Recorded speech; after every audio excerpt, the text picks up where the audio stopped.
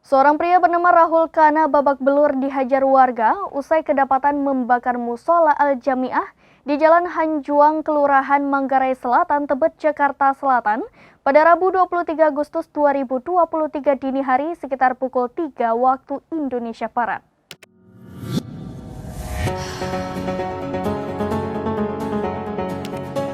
Emosi warga tak terbendung karena pemuda itu juga menjebol kotak amal di musola itu dan menguras uang di dalamnya.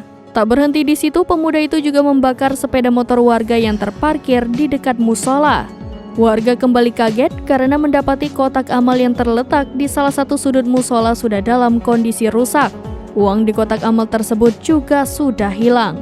Hal ini dibenarkan Ketua Forum Kewaspadaan Dini Masyarakat Manggarai Selatan Suparjono. Pantauan tribunjakarta.com, musola itu berlokasi di gang sempit yang hanya bisa dilalui sepeda motor dan pejalan kaki. Tirai pembatas saf antara jamaah pria dan wanita tampak hangus terbakar.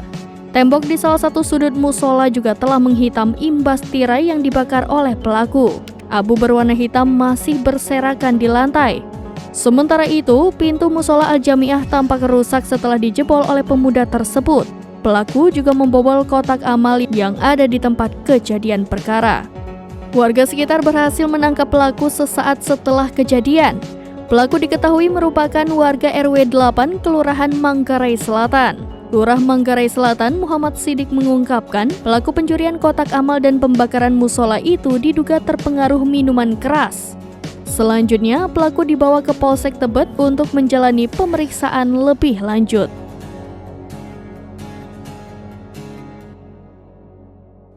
Demikian informasi terkini Syedara Lun. Saksikan terus berita lainnya di kanal YouTube Serambi News, website dan Facebook serambinews.com.